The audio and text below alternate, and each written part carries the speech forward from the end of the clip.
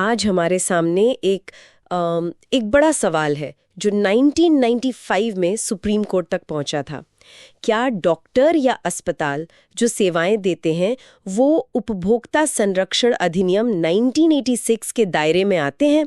मतलब अगर इलाज में मान लीजिए कुछ गड़बड़ हो जाए तो क्या मरीज एक उपभोक्ता की तरह शिकायत कर सकता है?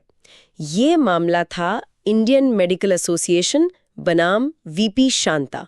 चलिए आज इसी दिलचस्प कानूनी पहेली पर बात करते हैं। बिल्कुल, ये केस वाकई बहुत अहम था क्योंकि इसने सीधे सीधे डॉक्टर और मरीज के रिश्ते पर असर डाला। मुख्य मुद्दा तो यही था कि क्या मेडिकल सेवाओं को कानून की नज़र में सेवा माना जाए, खासकर तब जब वो इलाज मुफ्त हो या उसके लिए पैसे लिए गए हों।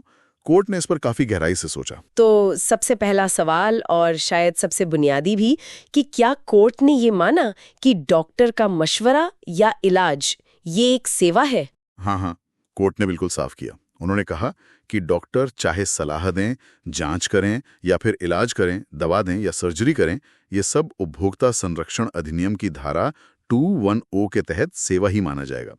लेकिन इसमें दो खास स्थितियां हैं जहां ये लागू नहीं होता। अच्छा, दो अपवाद, वो क्या है जरा बताएंगे? पहला तो ये कि अगर कोई डॉक्टर या अस्पताल हर किसी का इलाज, मतलब बिल्कुल हर मरीज का, पूरी तरह मुफ्त करता हो बिना कोई फीस लिए, और दूसरा अगर सेवा व्यक्तिगत सेवा के अनुबंध के तहत दी जा रही हो, मतलब कॉन्ट्रैक्ट ऑफ पर्सनल सर्विस। व्यक्तिगत सेवा का अनुबंध, कॉन्ट्रैक्ट ऑफ पर्सनल सर्विस, ये थोड़ा और समझाएंगे? क्या जो आम डॉक्टर मरीज का रिश्ता होता है वो इसमें आता है? क्योंकि मुझे लगता है असली पेंच यहीं फंसा होगा। सही पकड़ा आपने, यहीं पर थोड़ी बारीकी है। कोर्ट ने साफ किया कि एक आम डॉक्टर और मरीज के बीच का जो रिश्ता है वो कॉन्ट्रैक्ट फॉर सर्विसेज है, कॉन्ट्रैक्ट ऑफ सर्विस नहीं। फर्क ये है कि कॉन्ट्रैक्ट ऑफ सर्विस में मालिक नौकर जैसा रिश्ता होता है, जैसे कोई कंपनी का डॉक्टर जो वहीं के कर्मचारियों का इलाज करता है। लेकिन आम डॉक्टर मरीज के रिश्ते में ऐसा नहीं होता।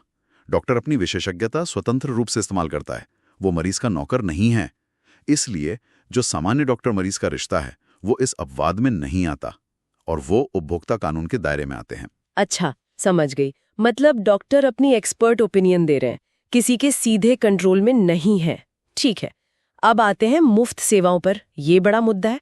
जैसे सरकारी अस्पताल है या कुछ चैरिटेबल अस्पताल भी होते हैं जो कुछ लोगों से तो पैसे लेते हैं पर शायद गरीबों का इलाज मुफ्त करते हैं। इनका क्या हुआ? हाँ, यहीं पर कोर्ट का नजरिया बहुत महत्वपूर्ण और काफी दिलचस्प भी था। देखिए, अगर कोई अस्पताल है, सरकारी हो या प्राइवेट, और वो सभी मरीजों का इलाज पूरी तरह मुफ्त करता है, हाँ, हो सकता है वो 10-20 रुपए का कोई रजिस्ट्रेशन चार्ज ले लें, वो अलग बात है, तो वो इस कानून के दायरे से बाहर है। ठीक है, ये तो सीधा है। लेकिन, और ये बहुत अहम है, अगर अस्पताल कुछ मरीजों से पैसे लेता है और कुछ का इलाज मुफ्त करता है, जैसे कि वो गरीब मरीजों के लिए कुछ बेड रखते हैं जहां इलाज मुफ्त होता है, तो फिर सभी मरीज, मतलब जो पैसे दे रहे हैं वो भी और जिनका इलाज मुफ्त हो रहा है वो भी, दोनों ही उपभोक्ता माने जाएंगे। अरे वाह, मतलब मुफ्त इलाज पाने वाले भी उपभोक्ता? ये कैसे? उनका तो कोई पैसा नहीं लगा। हाँ, यही कोर्ट का तर्क था। कोर्ट ने कहा कि जो मरीज मुफ्त इलाज पा रहे हैं वो उन सेवाओं के लाभार्थी हैं, बेनिफिशियरी हैं, जिनका भुगतान दूसरे मरीज कर रहे हैं। मतलब जो मरीज पैसे दे रहे हैं उनकी फीस से ही कहीं ना कहीं उन मुफ्त सेवाओं का खर्च भी निकल रहा है, इसलिए वो भी उपभोक्ता हैं। और इसी तरह अगर मान लीजिए किसी के इलाज का पैसा बीमा कंपनी दे रही है या उसकी कंपनी दे रही है, तो उसे भी मुफ्त सेवा नहीं माना जाएगा, वो भी उपभोक्ता कानून के दायरे में आएगा।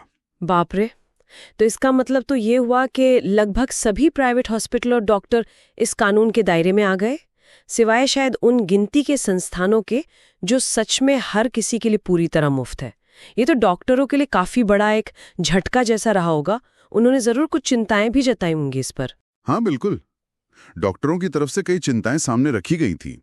एक डर ये था कि इससे भाई मुकदमों की बाढ़ आ जाएगी, हर कोई कोर्ट पहुंच जाएगा, डॉक्टरों को फिर महंगा बीमा लेना पड़ेगा जिससे इलाज का खर्चा बढ़ेगा, और ये भी कि डॉक्टर फिर मुश्किल केस लेने से कतराने लगेंगे, रिस्क नहीं लेना चाहेंगे। एक दलील ये भी थी कि जो उपभोक्ता फोरम है वो इतने जटिल मेडिकल मामलों को समझने के लिए शायद सक्षम नहीं है। ये चिंताएं तो स्वाभाविक लगती हैं। कोर्ट ने क्या कहा इस पर? कोर्ट ने इन दलीलों को ज्यादा वजन नहीं दिया। जजों का मानना था कि ये कानून सिर्फ लापरवाही के मामलों के लिए एक तेज और सस्ता रास्ता दे रहा है। ये लापरवाही साबित करने के जो बुनियादी कानूनी सिद्धांत हैं, उनको नहीं बदल रहा। जो स्टैंडर्ड सिविल कोर्ट में लगता है, वो यहां भी लगेगा। मुकदमों की बाढ़ की आशंका पर कोर्ट ने कहा कि भारत में वैसे भी मेडिकल लापरवाही के केस उस समय कम ही थे।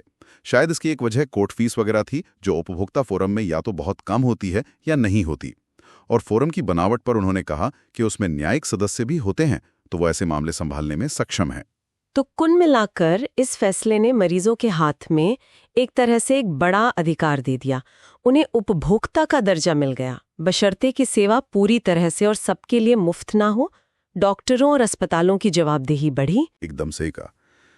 इसने ये साफ कर दिया कि मेडिकल प्रोफेशन भी जवाबदेही से परे नहीं है। अगर मरीज सेवा के लिए भुगतान कर रहा है या फिर वो सेवा का लाभार्थी है जिसका भुगतान कोई और कर रहा है, तो उसे उपभोक्ता के अधिकार मिलेंगे।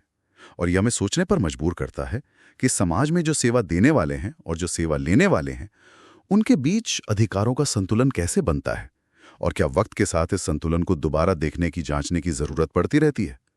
शायद यही इस फैसले का सबसे बड़ा सबक